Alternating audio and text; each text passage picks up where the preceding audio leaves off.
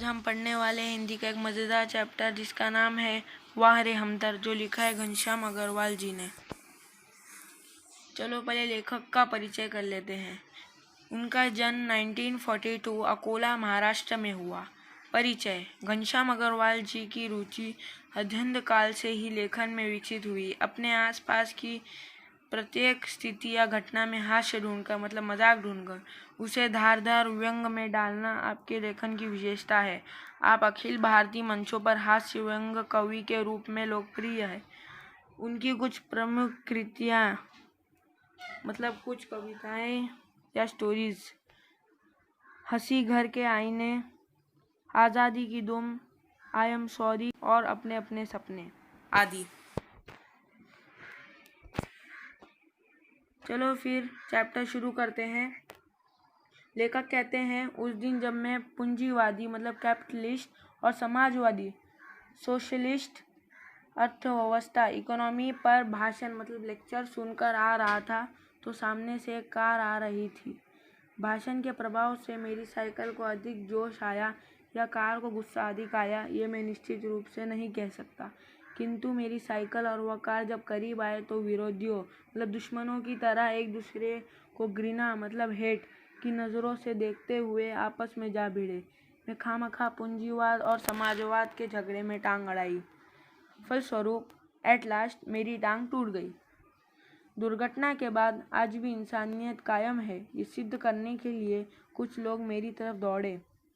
आँख खुली तो मैंने अपने आप को बिस्तर पर पाया।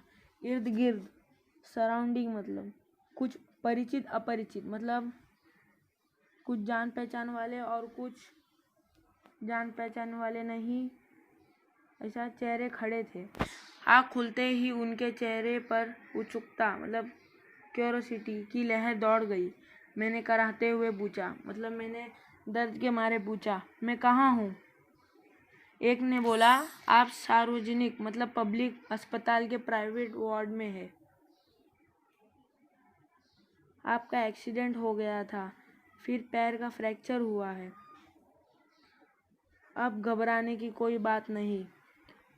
एक चेहरा इतनी तेजी से जवाब देता है, लगता है मेरे होश आने तक वह इसलिए रुका रहा। अब मैं अपनी टांगों की ओर देखता हूँ। मेरी एक टांग अपने जगह पर सही सलामत थी और दूसरी टांग रेत की थैली के सहारे एक स्टैंड पर लटक रही थी। मेरे दिमाग में एक नए मुहावरे का जन्म हुआ, टांग का टूटना यानी सार्वजनिक अस्पताल में कुछ दिन रहना। सार्वजनिक अस्पताल का ख्याल आते ही मैं काँप उठा। अस्पताल वैसे ही एक खतरनाक शब्द होता है, सिर्फ यदि उसके साथ सार्वजनिक शब्द चिपका हो तो समझो आत्मा से परमात्मा के मिलने होने का समय आ गया। अब मुझे यूँ लगा कि मेरी टांग टूटना पात्र एक घटना है और सार्वजनिक अस्पताल में भर्ती होना दुर्घटना, मतलब उससे भी बुरा। टांग से ज़्यादा फिक्र मुझे उन लोगों की हुई जो हमदर्दी जताने मुझसे मिलने आए। ये मिलने जुलने वाले कई बार इतने अधिक आते हैं और कभी कभी इतना परेशान करते हैं कि मरीज का आराम हराम हो जाता है, जिसकी मरीज को खास ज़रूरत होती है। जनरल वार्ड का तो एक नियम मतलब रूल होता है कि आप मरीज को एक निश्चित समय पर आकर ही तकलीफ दे सकते हैं, किंतु प्राइवेट वार्ड ये तो एक खुला निमंत्रण है। हे मेरे परिचितों, रिश्तेदारों, मित्रों, आओ, जब जी चाहो आओ, चाहे कितनी देर रुको, समय का कोई बंधन नहीं। अपने सारे बदले लेने का यही वक्त है। बदले और हमदर्दी की हमदर्दी।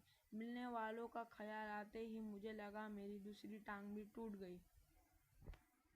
मुझसे मिलने के लिए सबसे पहले वे लोग आए जिनकी टांग या कुछ और टूटने पर मैं कभी उनसे मिलने गया था। मानो वे इसी दिन का इंतज़ार कर रहे थे कि कब मेरी टांग टूटे और कब वे अपने एहसान चुकाए। इनकी हमदर्दी में ये बात खास छिपी रहती है कि देख बेटा, वक्त सब पर आता है।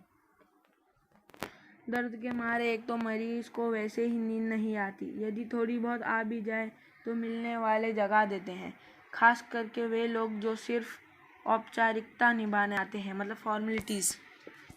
इन्हें मरीज से हमदर्द नहीं होती, सिंपैथी मतलब। ये सिर्फ सूरत दिखाने आते हैं। ऐसे में एक दिन मैंने तय किया कि आज कोई भी आए, मैं आँख नहीं खोलूँगा, चुपचाप पड़ा रहूँगा।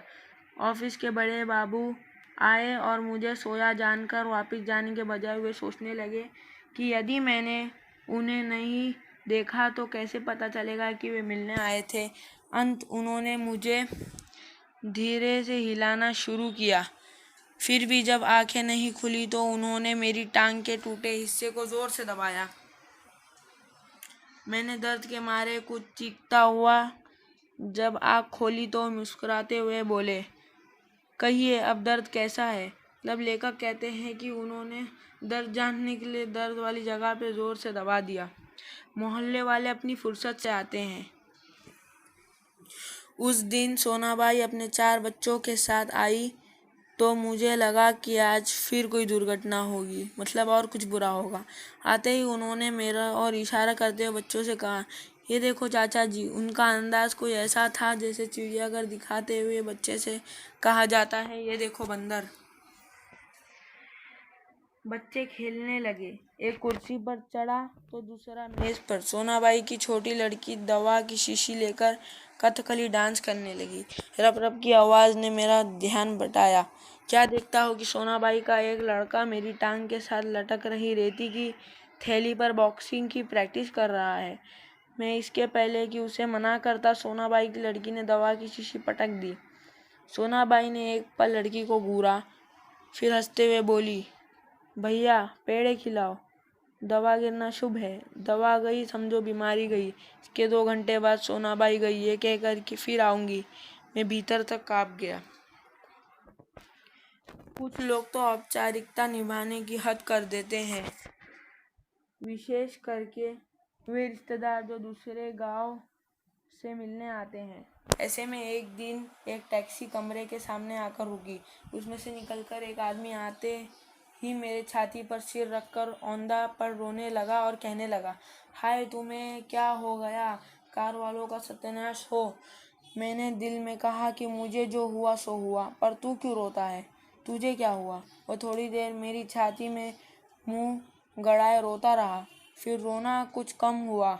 उसने मेरी छाती से गर्दन हटाई और जब मुझसे आँख मिलाई तो एकदम चुप हो गया। फिर धीरे से हंसते हुए बोला, माफ़ करना, मैं गलत कमरे में आ गया। आजकल लोग ठीक से बताते भी तो नहीं, गुप्ता जी का कमरा शायद बगल में है। अच्छा भाई माफ़ करना, कहकर वह चला गया। अब वही रोने की आवाज़ मुझे पड़ोस के कमरे से सुनाई पड़ी। मुझे उस आदमी से अधिक गुस्सा अपनी पत्नी पर आया, क्योंकि इस प्रकार रोता देख पत्नी ने उसे मेरा रिश्तेदार या करीबी मित्र समझकर टैक्सी वाले को पैसे दे दिए थे। हमदर्दी जताने वालों में से लोग ज़रूर आएंगे जिनकी हम सूरत भी नहीं चाहते। हमारे शहर में एक कवि है, श्री लबकानंद। उनकी बेतुकी कविताएं से सारा शहर परेशान है। मैं अक्सर उन्हें दूर से देखते ही भाग खड़ा होता हूँ। जानता हूँ जब भी मिलेंगे 10-20 कविताएं पिलाए बिना नहीं छोड़ेंगे। एक दिन बगल में झोला दबाए आ पहुँचे।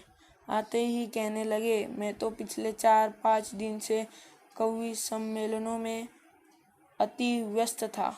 सच कहता हूँ कसम से, मैं आपके बारे में ही सोचता रहा। रात भर मुझे नींद नहीं आई और हाँ, रात को इसी संदर्भ में ये कविता बनाई। ये कहे झोले से डायरी निकाली और लगे सुनाने।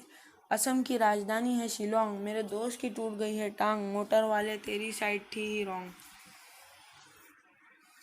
कविता सुनाकर वे मुझे ऐसे देख रहे थे मानो उनकी एक आँख पूछ रही हो, कहो कविता कैसी रही, और दूसरी आँख पूछ रही हो, बोल बेटा अब भी मुझसे भागेगा। मैंने जल्दी से चाय पिलाई और फिर कविताएं सुनाने का वादा कर बड़ी मुश्किल से विदा किया। अब मैं रोज़ से प्रार्थना करता हूँ कि हे ईश्वर, अगर तुझे मेरी दूसरी टांग भी तोड़नी हो तो ज़रूर तोड़, मगर कृपा कर उस जगह तोड़ना जहाँ मेरी कोई भी परिचित ना हो, क्योंकि बड़े बेदर्द होते हैं ये हमदर्दी जताने वाले।